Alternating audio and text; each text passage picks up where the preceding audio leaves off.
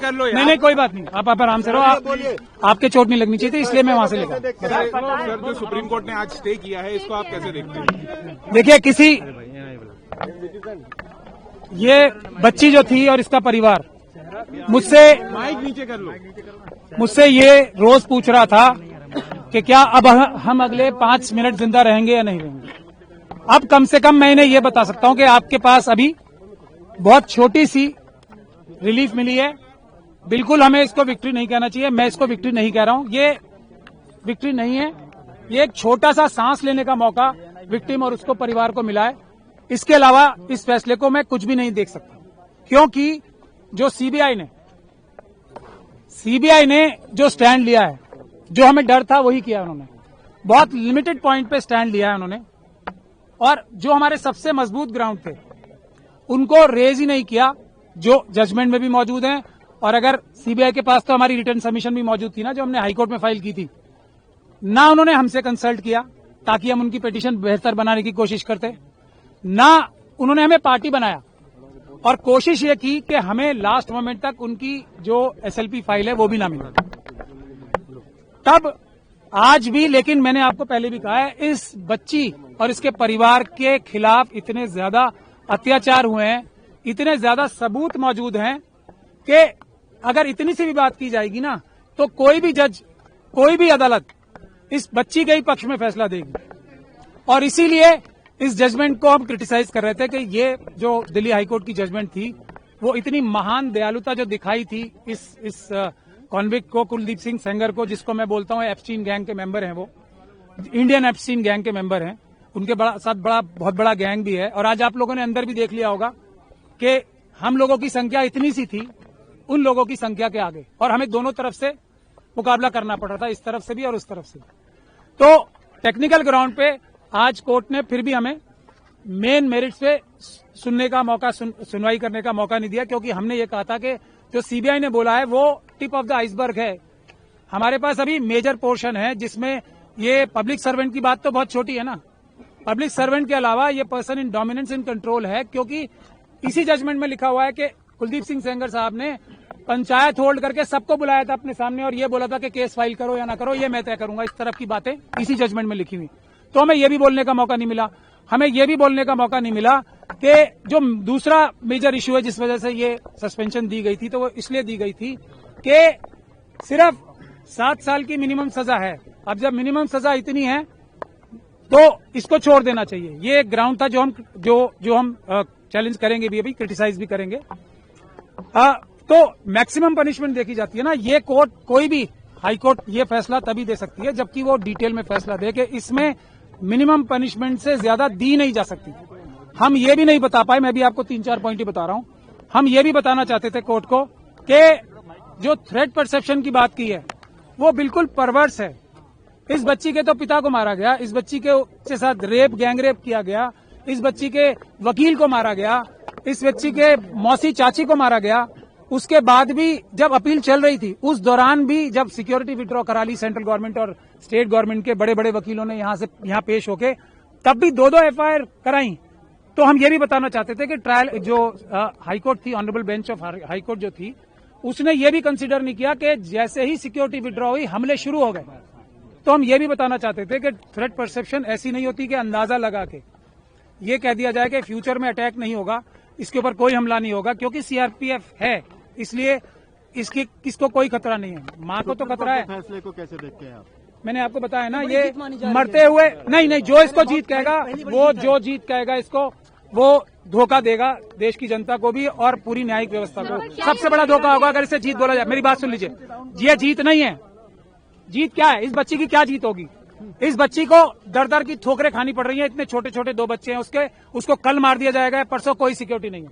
इस बच्ची का क्या जीत होगी? इसके पिताजी की हत्या कर दी, इसकी माताजी को विधवा कर दिया, इस बच्ची की जीत कहाँ होगी? अब इसके वकील को मार दिया गया, इसकी मौसी चाची को मार दिया गया, और ये सड़कों पे दर भटक रही है।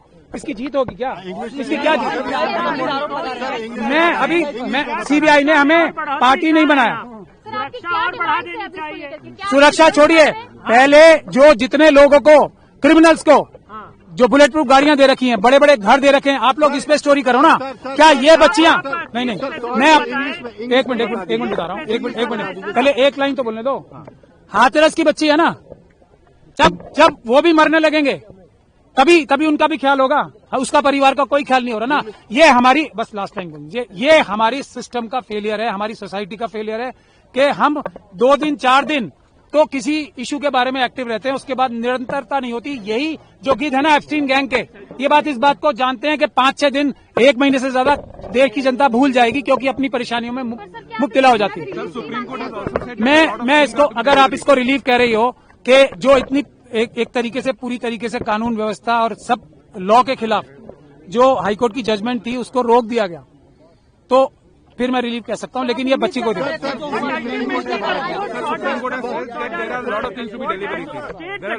नो मैं एक चीज जो इन्होंने पूछा, मैं देवेंद्र भाई का धन्यवाद करता। आपने एक मिनट मैं इनकी बात का जवाब दे दूं। बहुत अच्छा सवाल पूछा आपने। हम उम्मीद ये कर रहे थे कि एक सुओ मोटो जो सुप्रीम कोर्ट ने संज्ञान ले रखा था सभी बच्चियों के बारे में, जो छोटी बच्चियां हैं उनके रेप और मर्डर्स के बारे में, उसको रिवाइव हम कम से कम करा देते, लेकिन हमारी सुनवाई नहीं हुई। हम कम से कम वो तो चाहते थे ना कि जो एक बड़ा केस चल रहा है पूरे देश की बच्चियों के लिए, कम से कम वो रिवाइव हो जाता, क्योंकि वो पुरानी बेंच ने अभी रिसेंटली बंद ही कर दिया। मतलब देश की सारी बच्चियां खतरे में थी, ये सुप्रीम कोर्ट ने माना। अब वो रिवाइव करने के लिए हमें दोबारा एप्लीकेशन लगानी पड़ेगी। ये इन बच्चियों की, इनके परिवारों की सबसे बड़ी प्रॉब्लम होती है। Window that supreme court has said several more aspects to be deliberated and you have also been granted an opportunity to file an application. No, for that I am eternally grateful. I am not saying that, but please understand the victim's plight. She asks me question. So what do I do? How do I tell her that I have not been, CBI has ensured that I don't get an opportunity to argue this case. So ये है बस बात. But sir, the argument was made there. The Supreme Court has now given the relief. So only on grounds which are not the strongest grounds. okay. Only on grounds which are not strongest ground, and we had far more stronger grounds which we could have argued, and that could have also become part of this order also, staying this thing.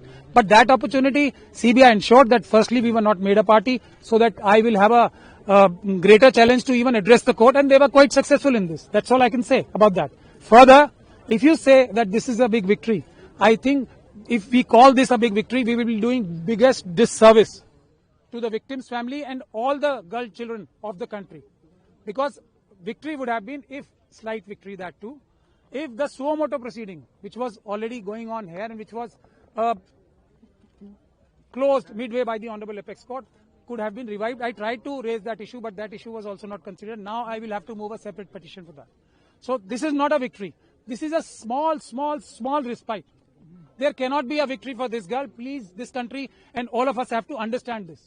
It is my failure also. I am accepting again and again and again. I am not able to get her at least the revenge kind of thing.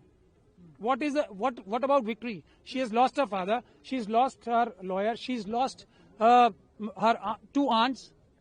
She was almost killed. She doesn't have a job. Her husband is being threatened and beaten, and the attempts are being made on their lives.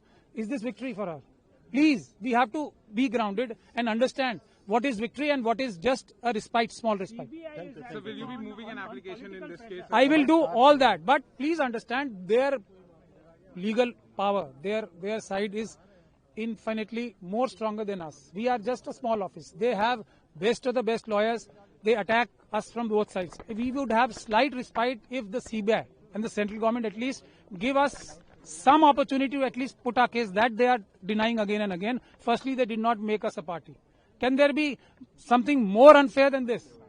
That the victim is not, which is mandatory provision in law, in POXO cases, that victim has to be heard. So they ensured that court will not hear us today. That is the game plan of CBI. So you are also moving an application before the CBI for Yes. registration of FIR. What happened? Yes, nothing will happen because I wanted to raise that issue. So therefore they ensured that I don't get a chance to argue. So CBI success. एक single कर लेना sir, एक